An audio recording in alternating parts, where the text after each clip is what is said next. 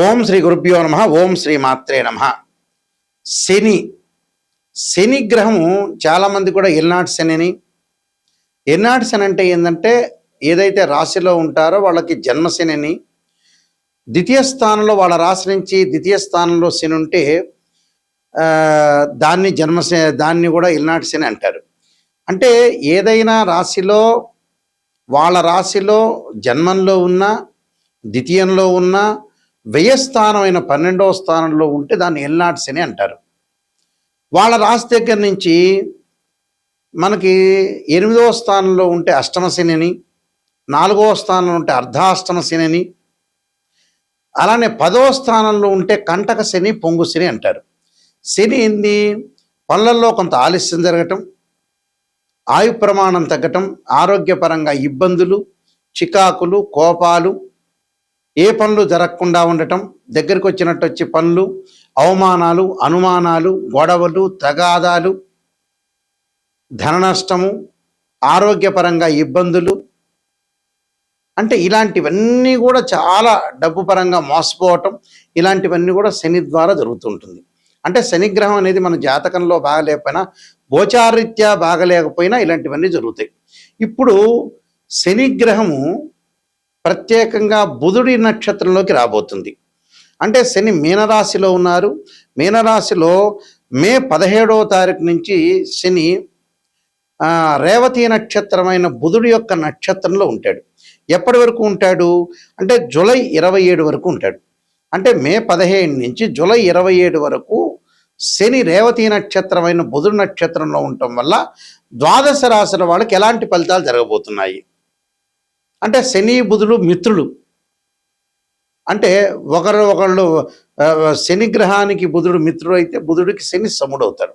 అంటే టోటల్గా ఇద్దరు కూడా మిత్రగ్రహాలే అని అర్థం.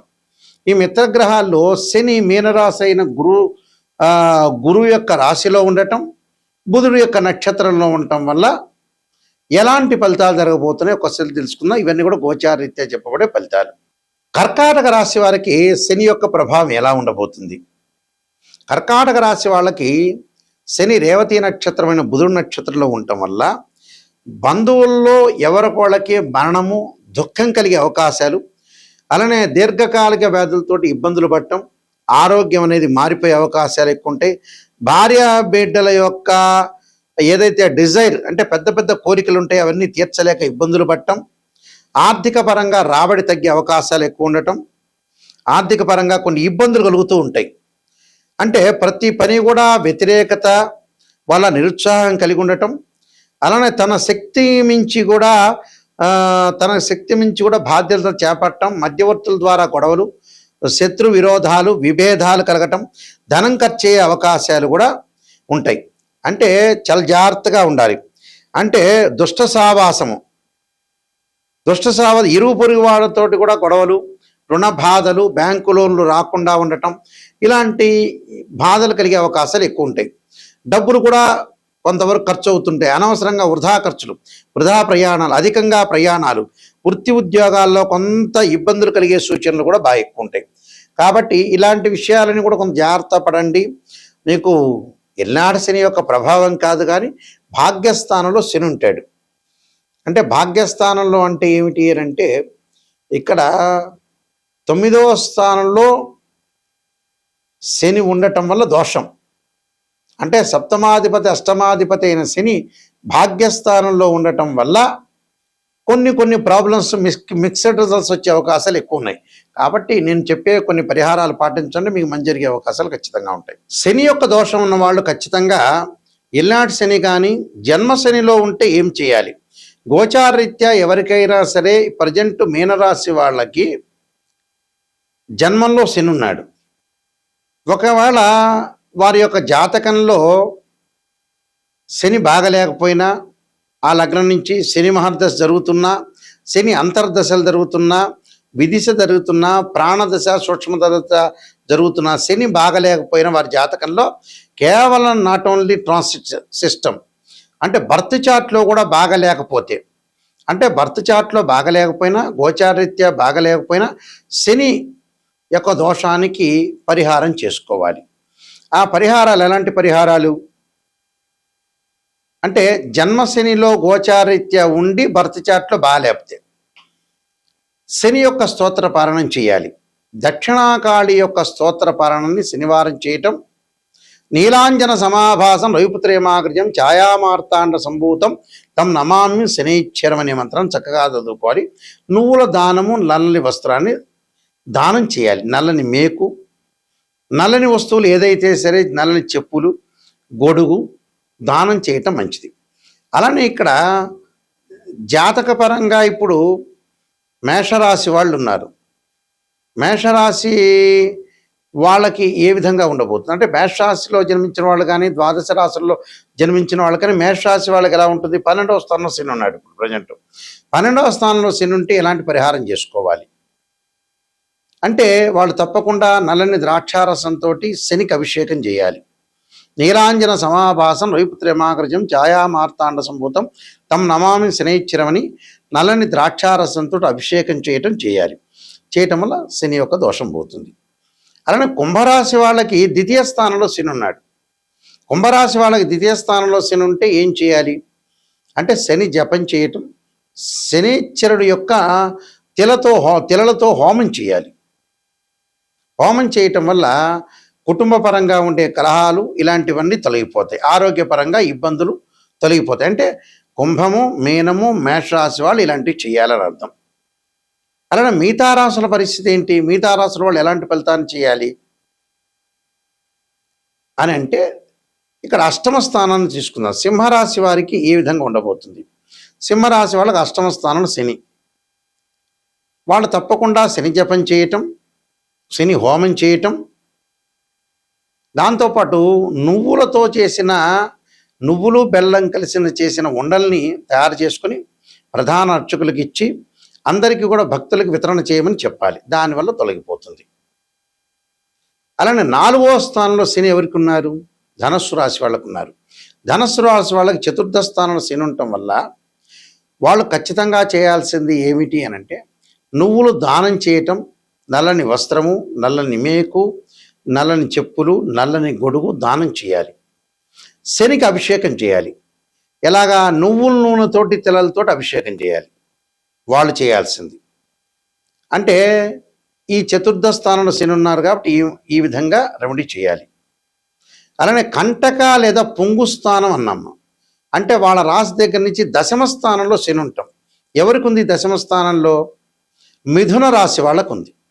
మిథున రాశి వాళ్ళకి దశమ స్థానంలో శని ఉండటం వల్ల వాళ్ళు చేయాల్సింది శనికి పంచామృతాలతోటి, పండ్ల రసంతో, చెరుకు రసంతో, నువ్వుల నూనెతోటి, తిలలతోటి అభిషేకం చేయాలి.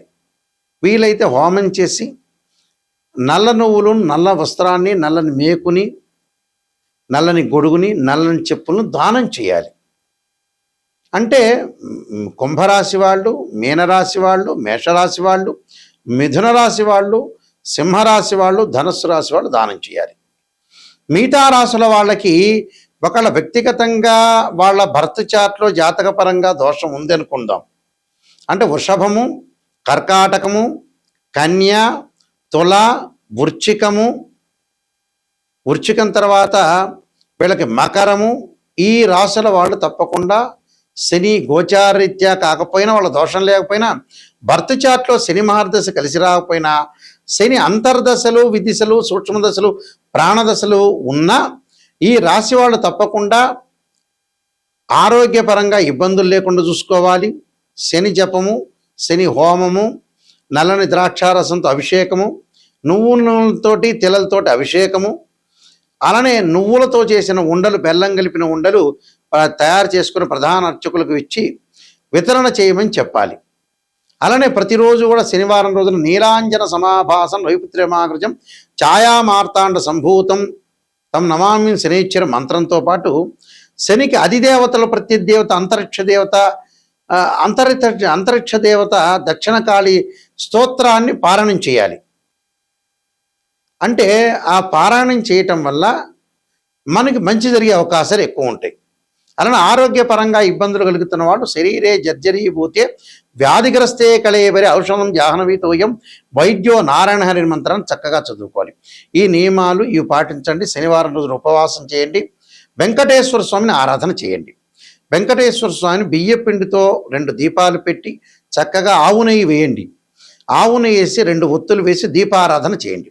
దీపారాధన చేయటం వల్ల మనకు మంచి జరిగే అవకాశాలు ఉంటాయి.